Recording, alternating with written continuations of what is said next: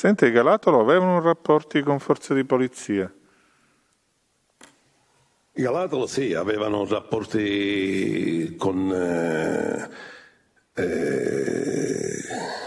il...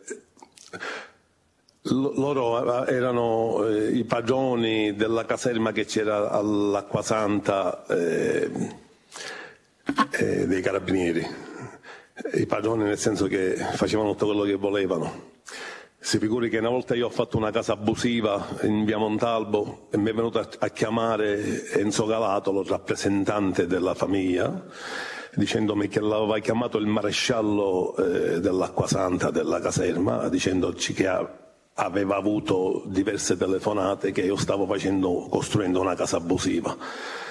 E quindi di sbrigarmi, mi ha fatto sapere di sbrigarmi Enzo Galatolo perché c'è il maresciallo che riceve diverse telefonate per questa casa abusiva che stavo costruendo in via Montalbo. E poi in diverse occasioni siamo stati io presente a Barcarello dove che il Congiata diverse volte si è incontrato con Saro Riccobono, dove presente c'era pure Enzo Galatolo, all'epoca c'era pure Nino Madonia, all'epoca c'era pure Salvatore Lo Piccolo, Gaetano Carollo, Barcarello Sperracavallo. Sì. Che io ero il ragazzino che andava a prendere il caffè, parlo del 1980. Ma già ero Cosa Nostra. Senta, i Galatolo avevano una sede, diciamo, dove si vedevano molto spesso, un posto dove si vedevano spesso. Poi diverse volte sono stato a Vicolo Pepitone, dove i Galatolo facevano riunione, si incontravano. A parte le riunioni si incontravano con personaggi anche dell'istituzione, personaggi, Gaetano Scotto era sempre di casa, c'era dove che anche si facevano anche c'era una persiana dove che si strangolavano anche persone lì in Vicolo Pepitone. E diverse volte ho visto anche un certo Aiello. Successivamente poi ho saputo che si chiamava Aiello, ma l'ho riconosciuto perché io diverse volte l'ho incontrato lì al Vicolo Pepitone, non so se sono state 2, 3, 4 volte quello che è. Era molto amico anche di Gaetano Scotto. Amico perché addirittura questo Faccia da Mostro, dove si chiamava, lo chiamavano perché aveva un po' il viso spregiato. Tante volte l'ho visto anche con la moto, una L Davidson, il proprietario di Gaetano Scotto, che veniva al Vicolo Pepitone. Io sono stato lì così per andare a incontrare qualcuno dei Galatolo per motivi di Cosa Nostra.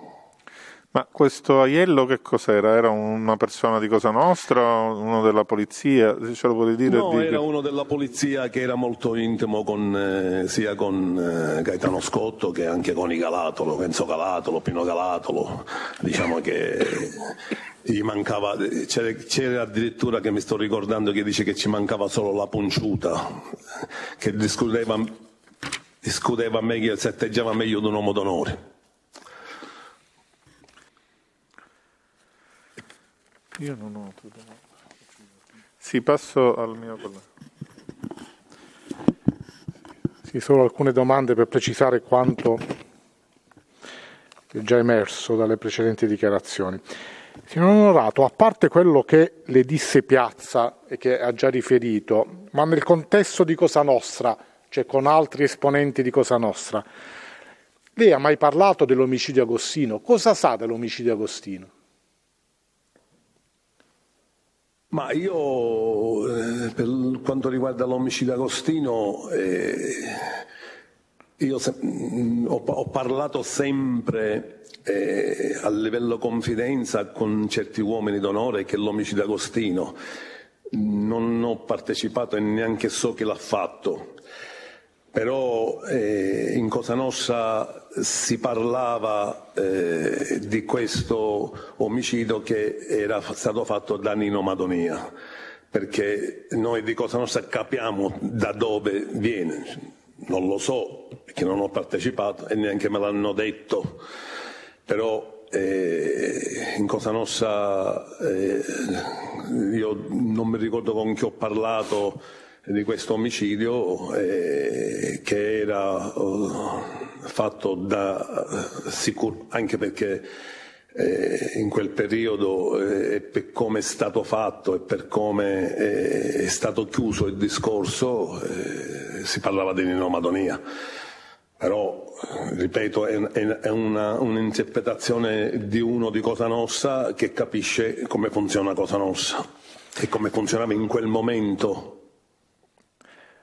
Senta, ma a parte la individuazione di chi è stato il responsabile, ma lei ha mai saputo il motivo per cui questo agente di polizia Agostino è stato eliminato? E io quello che sempre, per quanto mi riguarda il mio ruolo, dato che si era in quel periodo, ero pure addentrato con Salvatore Biondino e cose, sempre per lo stesso motivo alla ricerca dei latitanti e perché si mettevano in contrasto con Cosa Nostra. Non sa precisare da chi ha avuto queste informazioni? No, non mi ricordo se abbiamo parlato con qualcuno. Ho parlato in Cosa Nostra con diversi uomini d'onore per quanto riguardava questo omicidio, però sempre a livello superficiale, non è che era una cosa che ho partecipato o mi ha detto Salvatore Biondino questo l'ha fatto, no, non